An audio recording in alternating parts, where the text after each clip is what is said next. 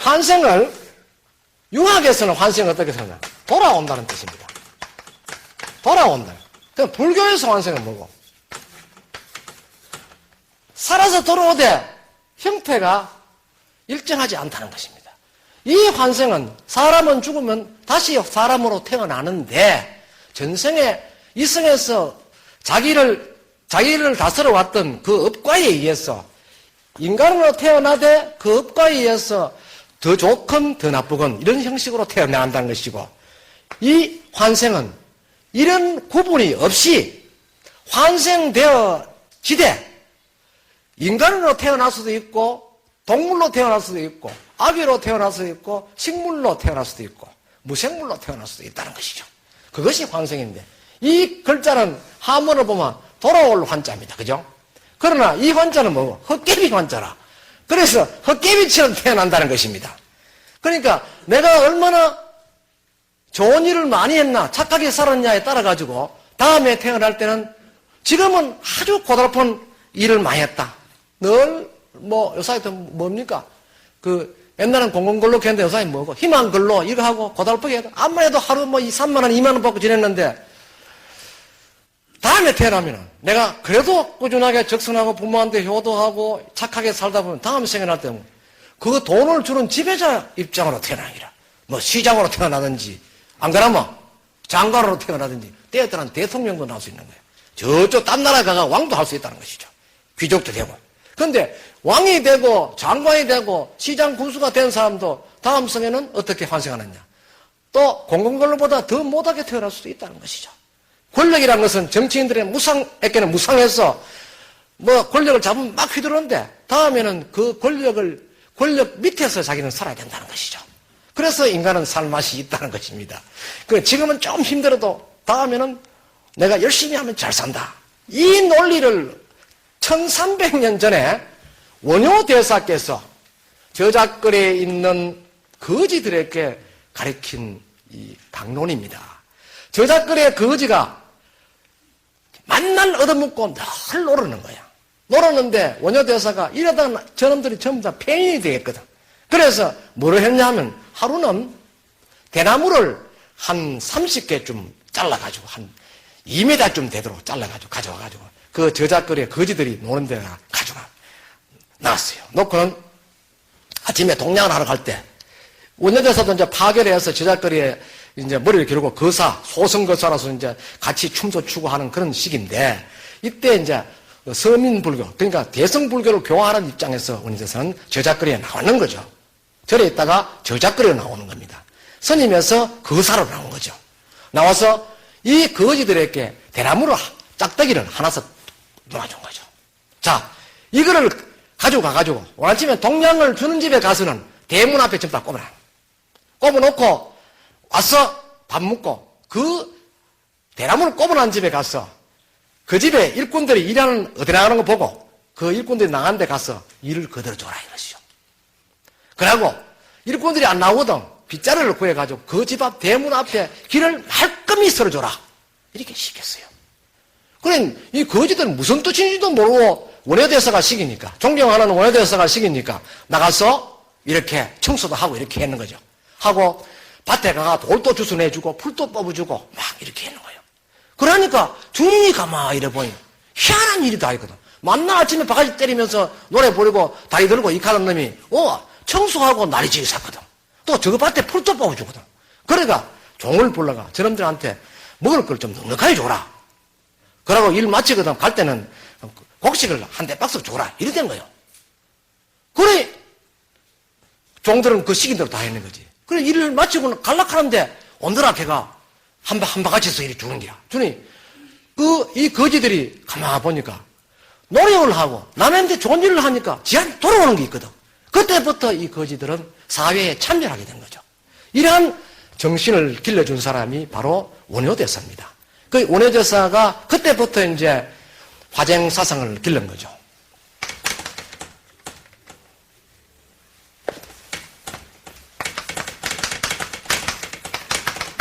이 화쟁사상은 전혀 걸림이 없는 싸움과 화합, 다툼과 화합이 둘이 아니다는 전혀 걸림없다는 뜻입니다. 좋고 나쁘고 간에 모든 것은 자기가 생각하는 데 따라, 자기가 노력하는 데 따라서 결과가 나타난다는 그런 어떤 사상적 의미를 가지고 있습니다. 이런 화쟁 사상을 바탕으로 해서 거지들에게 무의 정신을 길러준 것이죠. 이런 것을 하니까 결국 좋은 일을 돌아다녀요.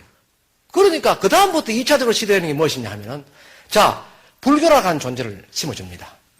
그 불교라는 존재를 심어주는데 그 거지들이 원인도대사 앞에 가서 여러 가지 이야기를 들어보니까 너무나 어려운 기라, 종교가.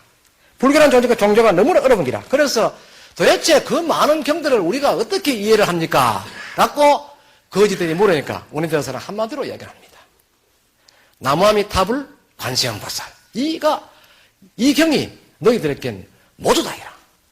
너희들은 복잡한 걸 외우려고 생각하지 말고 관세음보살이나 나무아미타불이나 두 개 중에 너 마음에 드는 대로 외워라.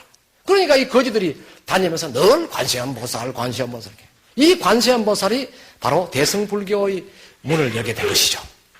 그렇게 해서 원인도사는 곁들여서 관세음보살, 나무아미타불만 열심히 암송하고 남을 위해서 좋은 일을 많이 해주면은 너희들은 지금은 비록 거지지만 다음 생에는 뭐로 태어난다? 관리로 태어날 수도 있고 때에 따라서는 너희들의 학에 달려서 귀족도 되고 왕도 될 수 있다. 이런 이야기를 심어준 겁니다. 이렇게 해서 저작거리에 있는 거지들을 모두 신라인으로서 동참하도록 이렇게 일으킨 것이죠. 그 당시는 또 어떻습니까? 신라는 삼국과의 전쟁에 정신이 없었습니다. 수많은 화랑들이 모두가 목숨을 잃고 있는 그 시점입니다. 그러한 시점에서 신라는 군인이 모이잖아요. 모이는데 그 저작거리에 있는 거지 서민들에게까지 전장에 동참할 수 있는, 신라를 위해서 목숨을 버릴 수 있는 그러한 기반을 마련해 준 것이죠. 그러니까 무열왕이 미리 그런 것을 다 예찰했기 때문에 원효를 어떤 방법을 써서라도 자기 사위로 만드는 것이죠. 그것이 원효의 파괴의 동기입니다. 그러면 이 신라인들이, 하청에 있는 신라인들이 결국 우리는 나라를 위해서 목숨을 버렸을 때, 나라를 위해서 충성을 했을 때, 이렇게 적성하고 효행이 되는데, 효행은 근본은 뭐 충성입니다. 충입니다. 나라에 충성을 했을 때는 반드시 내가 다음 성에는 이보다 훨씬 훌륭한 인물로 태어날 수 있다는 그러한 논리를 가졌던 것이죠. 그래서 신라 전쟁에 모두 참여하고 목숨을 초계와 같이 버리게 된 것입니다. 그래서 신라인들은 하나로 뭉쳐졌죠. 그 사상이 바로 이 충과 효의 사상입니다. 이 사상을 가지고 환생을 불러일으키게 된 것이죠. 모두가 환생에 대해서는 여러 가지 의견을 가지고 있습니다. 여러분들 어떻게 생각하는지 모르겠는데 나는 환생하지 않고 금방 태어났을 것이다. 나는 처음으로 안 태어났겠느냐. 나는 환생을 믿지 않는다. 나는 운명론을 믿지 않는다. 라고 이야기를 할 수 있을 것입니다. 그러나 여러분들이 본의 아니게 그런 것을 많이 경험한 적이 있습니다. 그리고 여러분들이 어르신네들이 돌아가실 때, 저는 설화를 공부하는 사람이라서 실정론장을 조금 틀립니다. 어른들이 연세 많은 어르신네들이 돌아가실 때 자시 보면 돌아가시기 하루나 전날 보면 늘 하늘을 이렇게 쓰담습니다. 여러분 경험하신 분 있죠? 늘 쓰담습니다. 그래, 할아버지 뭐 하십니까? 아버지 뭐 하십니까? 가만 누가 와 있다. 모두가 그런 경험을 하시고 돌아가시는 분들은 모두 어떻게 하느냐? 운명을 싹 하시고 눈물을 흘린다는 것이죠. 이것이 바로 내가 전생과 현생, 운명론을 인정할 수밖에 없는 그러한 어떤 하나의 입장이 됩니다. 그래서 우리는 이런 환생이 굳이 아니고 이런 환생일지라도 우리는 어차피 적성과 효행을 할 수밖에 없다는 것이죠. 그래서 제가 지난번에 풍수설화의 구조와 이해에도 여기 보면은 가장 중요한 것을 인간의 환생에 대해서 적어두었습니다. 자, 인간은 왜 환생한다고 생각하느냐 하는 것은 본격적으로 환생을 우리한테 심어준 게 언제냐 하면 1630년경입니다. 이때 조선 인조 때인데, 인조 때 중국에서 이 땅에 시황이란, 유학에서 시황이라는 신앙이 들어오게 된 것입니다. 막상 들어와서 토속신앙 쪽으로 이렇게 붙으려고 하지가 토속신앙하고는 결합이 전혀 안 되거든. 그래서 갑자기 결합하게 된 것이 그 당시에는 종교 자체가 조금 약화되어 있는 불교하고 결합을 하게 된 것입니다. 불교에서도 시황이라는 존재는 환생을 의미하거든요. 이 환생을 의미하는데 환생을 의미하는 존재에서 불교에도 가만히 보면 환생이 있거든. 어디에 있노? 지장전에 있는 게 지장. 지장전에 보면 지장보살이 환생을 시키기 위해서 그 법당을 지키고 있거든. 지장전을 지키고 있거든. 그래 보니까 그렇다면 이 지장전과 이 시황하고 플러스를 시키면 안 되겠나 해서 그 당시에 불교가 이해를 하고 불교 약화되니까 중국의 4대 사상하고 같이 읽어서 불교가 힘을 얻기 위해서 이 종교가 서로 결합을 한 것입니다. 해서 뭐로 바뀌느냐? 명부신앙으로 바뀌는 거예요. 명부신앙을 바뀌면서 오늘날까지 존치하는데 이 명부신앙에서 주된 게 뭐냐 하면은 죽은 사람에게 추선 공양을 하는 것입니다. 죽은 사람을, 영혼을 좋은 곳으로 인도할 수 있도록 제를 지내주는 것이다. 것이죠. 그러니까 이 명보전은 제당이라는 것이죠. 제당. 제당이라, 제당. 제를 지내는, 이 제를, 추선 제를 지내는 거예요. 제사제가 아니고, 이 제를 지내주는 그러한 제당이라는 것이죠. 그래서 명보전의 안에 구조를 자세히 살펴보면 이렇게 되어 있습니다. 중간에 이렇게 해서 지장보살이 계시는 거죠. 지장보살이 이렇게 계시고, 지장보살 옆에는 한 분이 서가 이렇게 계십니다. 요 분이 무독귀왕. 요것도 한 분 여자면 또 서가 계십니다. 요 좌우협시왕입니다. 무독귀왕 도명존자. 요분 있고, 그 다음에는 여기서부터 1, 3, 5, 7, 9. 이렇게 해서 또 5분의 시황이 있고, 이쪽에는 2, 4, 6, 8, 10 해가, 여기 또 5시황이 또 있는 것이죠. 그럼 이쪽에는 누가 있느냐? 이쪽에는 저승사자도 있고, 인왕상도 있고, 이쪽은 저승사자도 있고, 인왕상이 있습니다. 그러면, 여기가 단을 딱 이렇게 만들어 두었는데, 요 단의 중간에 보면, 한 분 사이에다가 동자가 다 있어요. 동자가 또 10명이 있는 거야, 이렇게. 동자가 10명이 다 있습니다. 이렇게 다 있는 거죠. 다 있는데, 자, 여기서 보면은, 보통 여러분들이 내가 죽어서 어디가 재판 받노? 하면, 여러분, 누구한테 재판 받습니까? 예? 크게 이야기했어. 누구? 염라대왕. 그 염라대왕. 5번째 왕이 염라대왕입니다. 왜 염라대왕을 여러분들 겁내고 염라대왕 앞에 가면, 다른 데 가면, 익하면서 염라대왕한테 가는 쉐을 손도 붙이고 갈까 싶어요. 이래 하거든. 와, 그럼. 신경 쓰고 안 하면 혹시 또 뒤에 가가 죽어가지고 벌 받을까 싶어. 그게 하는데, 왜 하느냐? 다른 분들은 전부 다 수염만 쥐고 있고, 채찍 쥐고 있고, 이래 생각하고 있고 이런데, 염라대왕은 뭐냐면, 염라대왕은 사람이 이래 생기는, 이런 거 생각하면, 영혼에다가 책을 떡 입고 있는 거야. 책을 입어 떡 이래 묶어 있거든. 그래, 이 책 속에 다 적혀 있는 거야. 네 죄 안 졌다 해도 책에 다 적어놨기 때문에 거짓말 모양이라. 그래, 이 영화가 절도하는 건 책에 혹시 비더라도 그냥 바지 있어 가려고 절로 하는 거지. 이거 절도하는 거야. 근데 중요한 것은 이 오시왕인 염라대왕은요, 어느 데 가도 머리에 책을 다 입고 있습니다. 혹 책을 안 입고 있으면 책을 들고 있다는 것이죠. 그럼 입고 있는 거는 내가 다 안다 한기고, 또 들고 있는 거는 거짓말 하니 피 보고 있는 거야. 피 보는데도 아니다 하면 큰일 나. 그래 신덕해야 되지.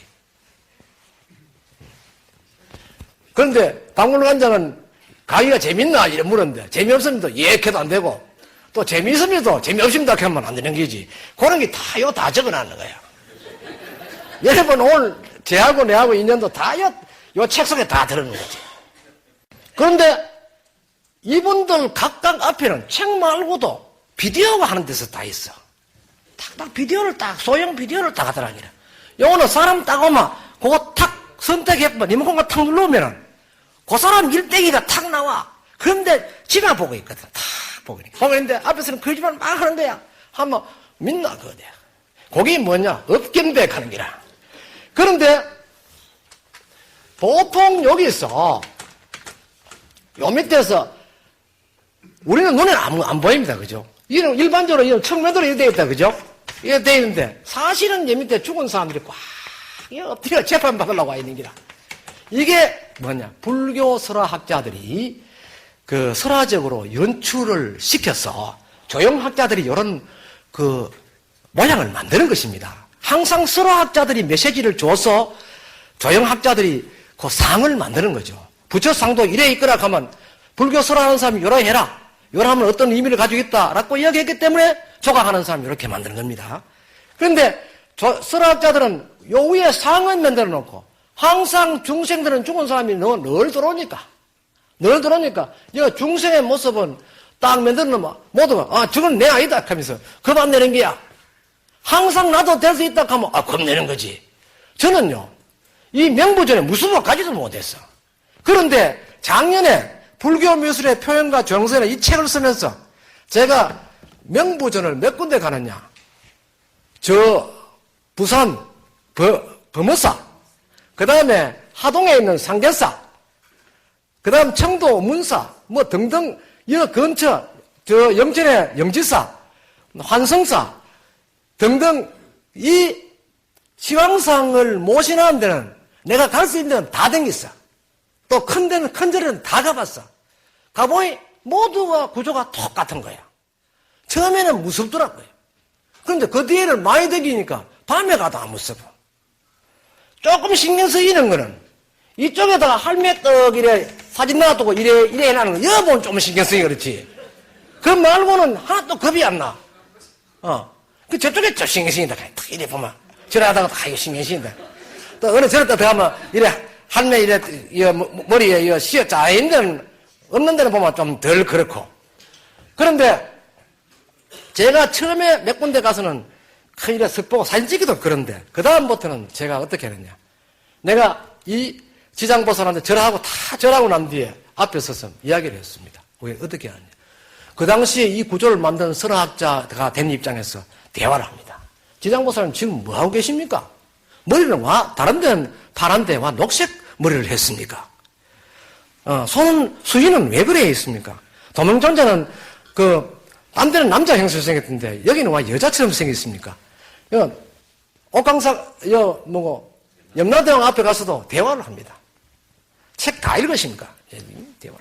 대하고 여기 보면 밑에 동자상은요 과일 바구니 들고 있는 분, 꽃 들고 전부 여자입니다. 여자 동자입니다. 꽃 들고 있는 분, 어떤 사람은 붓을 들고 있는 분 여러 분 있습니까? 거기 가서는 붓 들고 있는 분한테 뭐 적으십니까? 이래 묻기도 하고 이래 하다가 보니까 아주 친하게 됐죠. 그래서 그분들하고 대화하는 내용을 이 책에 썼습니다. 쓰다가 보니까 이 명부신앙이라는 자체는 이러한 그 구조를 가지고 지금까지 전승되어 왔구나 하는 걸 알게 된 거죠. 보면은 여기에 있는 예를 들어서 1시황이나 안 그러면 9시황에 보면은 여기에 무릎팍에 보면 호랑이가 탁 이래 무릎팍에 이까지 손을 뻗지가 막 이래 올라오는 상이 있습니다. 그 호랑이가 왜 올라올까요? 이 시황선인데 호랑이가 왜 올라올까요? 여기는 지금 뭐냐? 법정입니다. 법정. 재판하는 법정이거든요. 법정입니다. 이 10명의 시황성을 뭔가 판사입니다. 판사. 각기 판사거든요. 판사. 이분은 지장보살은 변호사입니다. 변호사. 예. 변호사. 그런데 죄상을 낱낱이 위에 보고하는 사람은 누가? 동자입니다. 동자는 뭐구만? 검사, 판사, 변호사 다 있는데 이 변호사, 지장보살은 국선 변호사. 이는 돈 하나도 안 줘도 그냥 봐주네. 그러니까 죄 짓는 사람도 와가 빌고 절하고 잠냈다고 회개하면은 이 지장보살이 들어서 이 옆에 있는 판관들한테 저 사람 용서 좀 해줘라. 죄를 좀 싸게 해줘라. 좀 죄를 가볍게 해줘라. 이렇게 늘 사정하기라.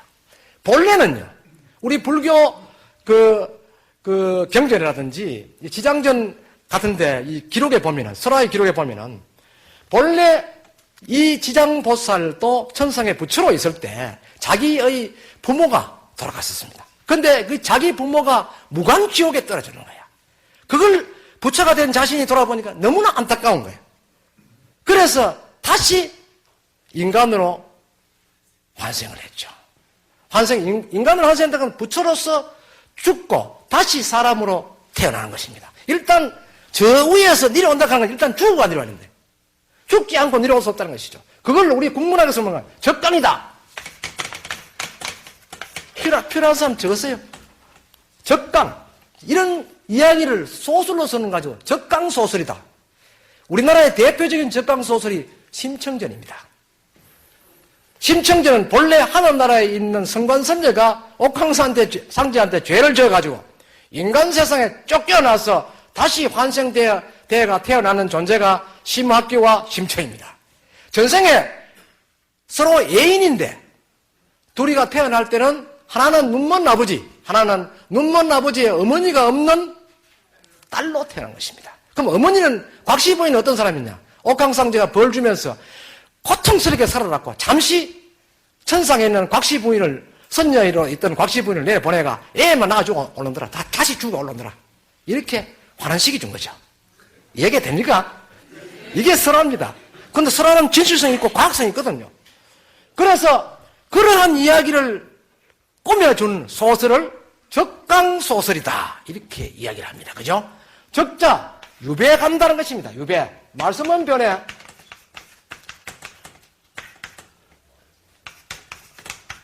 말씀은 유배 적자, 강, 아래 강자입니다. 내려온다. 그러니까 유배를 간다. 그런 측면에서 적강소설이거든요. 그래서, 이분이 인간으로 되어서 내려와가 어머니가 돌아가신 그 고향에 와서 탑재 앞에서 공양물을 올리고 49일 동안 정성을 들여서 기도를 해 주니까 어머니가 무간지옥을 피해서 더 좋은 곳으로 이래 어머니가 영원히 갔다. 그래서 자신은 다시 천상 올라가서 또 다시 죽었죠, 그죠? 천상 올라가서 자기는 부처가 안 되고 보살로 강림을 했습니다. 해서 지옥 문 앞에 서서 현재까지 그 어른이 계시는 거야. 계시면 뭐 하느냐? 나는 이 우주 공간에서 생물들이 단 하나라도 지옥에서 머물지 않도록 내가 모두 구원을 해주겠다. 라는 그런 뜻에서 지옥문을 지키고 있습니다. 그분이 바로 이여러입니다. 국선 변호사. 이 국선 변호사가 자리하고 있고, 이는 국선 변호사를 보좌하는 협시 보살택이죠. 이렇게 계시는데, 이분들하고 서로 이제 공조하죠. 요는 불교 신앙이고, 나머지는 전부 무엇이냐? 중국 신앙, 시황 신앙입니다. 그래서 두 개가 결합되어 있고, 여기 동자도 전부 시황 신앙에서 따른 겁니다. 그러니 얼굴 모양을 보면 전부 중국 사람 모습입니다. 한국 사람의 모습이 아닙니다. 여기 지장보살은 인도계 얼굴형이고 나머지는 중국계 얼굴인데 탁 공자처럼 탁 앉아 있습니다. 수염도 탁 맞추고 어떤 분은 보면 호를 들고 탁 이러는 분도 있고 인상을 쓰는 분도 있고 해초를 들고 이렇게 탁 이러는 사람도 있고 이렇습니다. 그래서 가서 회초리 한 만져보면 회초리는 또 딱딱한 게 아니고 홍냥홍냥합니다. 그래서 왜 호랑이가 여기 왔느냐 하는 것은 여기가 법장이거든요. 호랑이는 뭐로 왔느냐? 정인으로 왔는 거예요. 정인으로. 호랑이는 왜 정인으로 올 수밖에 없습니까? 지난번에 강의 때는 이야기했죠. 저승을 인도하는 동물이 뭐뭐 있습니까? 아시는 분? 예? 용, 호랑이. 또? 뭐 이상한 이야기다. 또? 자, 더 이야기하면 또 이상한 이야기가 점점 나와버리면 강의만 하십니다. 자, 우리의 그 12지를 벗어난 동물 중에서도 저승을 인도하는 동물이 여러 개 있습니다. 그러나 우리 12지에서 저승을 인도하는 동물은 3가지 동물이 있습니다. 그 중에서 가장 저승 가잡고 할머니한테 제일 잘 나타나는 동물이 뭐냐? 토끼입니다. 흰 토끼. 할머니한테 어제 꿈에 흰 토끼가 자꾸 가닥하는데 내가 따라가다 지쳐가 그냥 와봤다. 이런 이야기를 하죠. 그런 분은 사흘 돌아가십니다. 좀 이따 꿈 이야기도 여러분 해드리겠습니다만은. 그러고 또 뭐냐? 강아지입니다. 흰 강아지.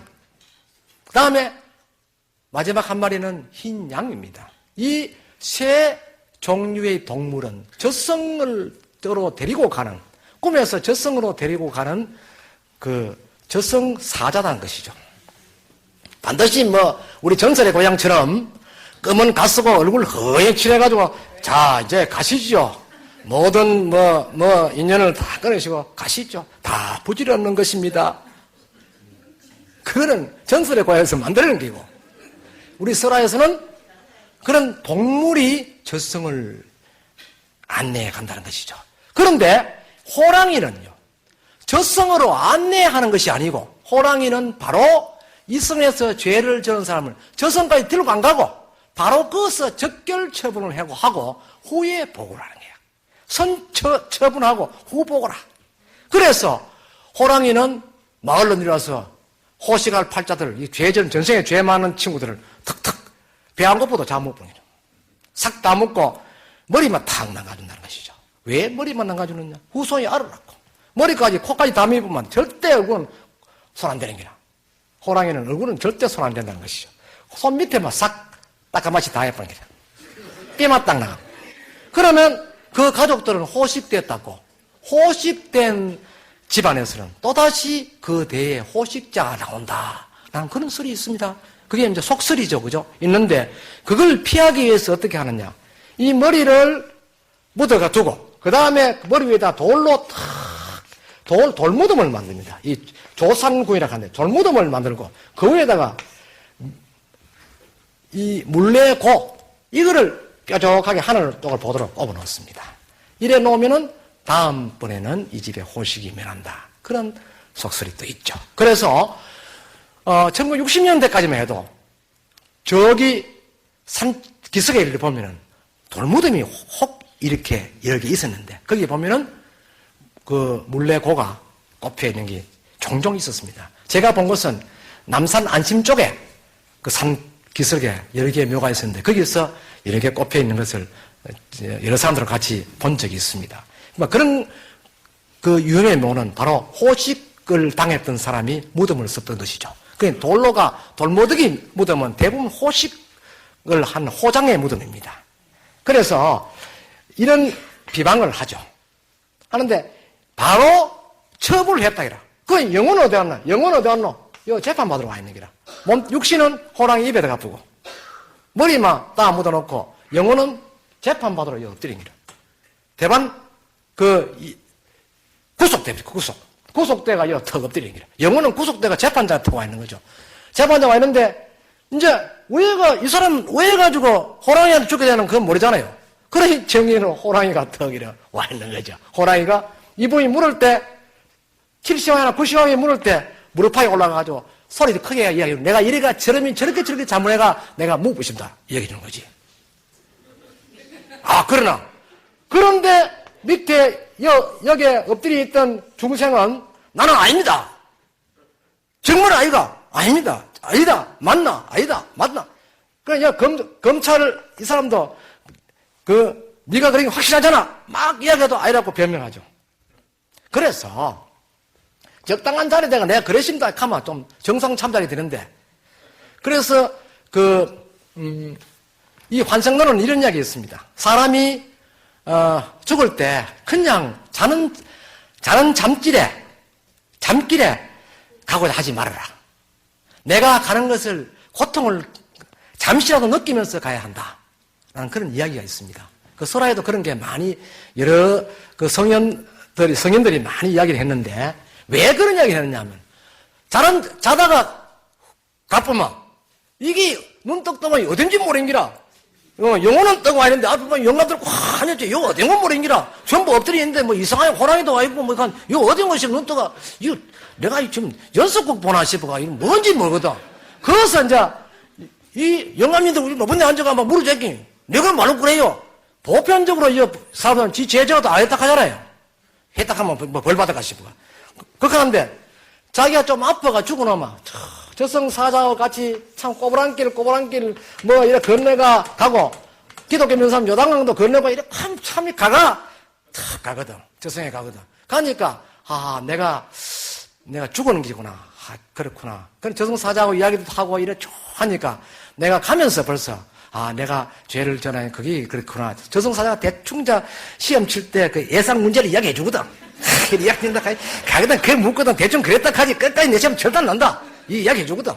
그런 걸 이제 기억하는 기라. 정신 차려가 기억하고 가니까. 이 와가 처음에는 안 그러십니다 하다가 두 번, 세 번 좀 인상 딱 보고 예, 사실 그러십니다. 담배 피우는 놈이 선생한테 걸리는 기라. 그래서 담배 피우고 확 빨아당겨다 선생한테 니 담배 피웠지? 안 피웠습니다. 피웠나? 안 피웠습니다. 세 번째 이 새끼니 안 피웠나? 피웠습니다. 이런 식으로.